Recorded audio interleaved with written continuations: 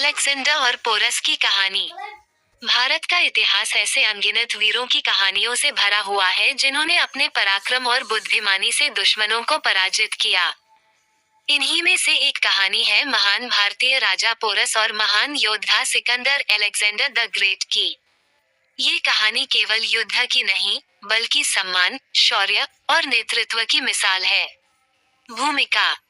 सिकंदर, जिसे यूनान ग्रीस का सबसे महान योद्धा माना जाता था, अपने जीवनकाल में एक विशाल साम्राज्य स्थापित करने के लिए प्रसिद्ध था। उसकी इच्छा थी कि वह दुनिया के हर कोने पर अपना साम्राज्य फैलाए। अपनी विजय यात्रा में वह कई देशों को जीतता हुआ भारत तक पहुंचा। उस समय भारत में राजा पोरस पूर्व क्षेत्र पर शासन कर रहे थे, जो अब पंजाब के निकट स्थित है। सिकंदर का भारत आगमन। सिकंदर ने भारत आने के लिए झेलम नदी, जिसे ग्रीक में हाइडिस्पेस कहा जाता था, पार करने की योजना बनाई। उसके मार्ग में सबसे बड़ा अवरोध राजा पोरस थे। पोरस अपने साहस, वीरता और सैन्य कुशलता के लिए प्रसिद्ध थे। सिकंदर ने पोरस को अपने अधीन करने का संदेश भेजा, लेकिन पोरस ने स्पष्ट रूप से इनकार कर दिया।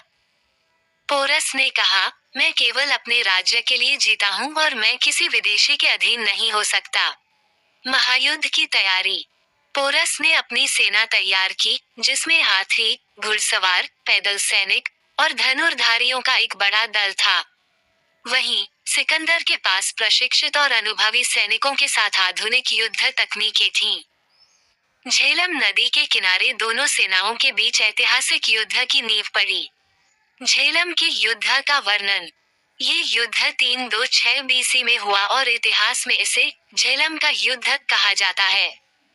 सिकंदर ने अपनी कुशल रणनीति का उपयोग करते हुए रात के समय झेलम नदी पार की। पोरस ने सोचा था कि नदी की धारा और मानसून के मौसम में सिकंदर की सेना नदी पार नहीं कर पाएगी, लेकिन सिकंदर ने पोरस की उम्मीदों को गलत साबित कर दिया। जब दोनों सेनाओं का सामना हुआ, तो युद्ध अत्यंत घमासान हुआ। पोरस के हाथियों ने सिकंदर की सेना को काफी नुकसान पहुंचाया, लेकिन सिकंदर ने अपने धनुर्धारियों और घुड़सवार सेना की सहायता से पोरस की सेना को घेर लिया। कई घंटे तक चले इस युद्ध में पोरस की सेना कमजोर पड़ने लगी। पोरस का साहस और सम्मान। युद्ध में पोरस ने अपने सभी सैनिकों की तरह खुद भी अंतिम समय तक युद्ध किया। हालांकि अंत में उन्हें हार का सामना करना पड़ा और सिकंदर की सेना ने उन्हें बंदी बना लिया।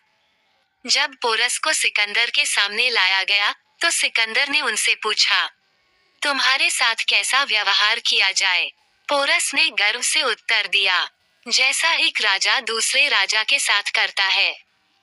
सिकंदर पोरस की वीरता, साहस और स्वाभिमान से इतना प्रभावित हुआ कि उसने न केवल पोरस को क्षमा कर दिया, बल्कि उनका राज्य भी उन्हें लौटा दिया।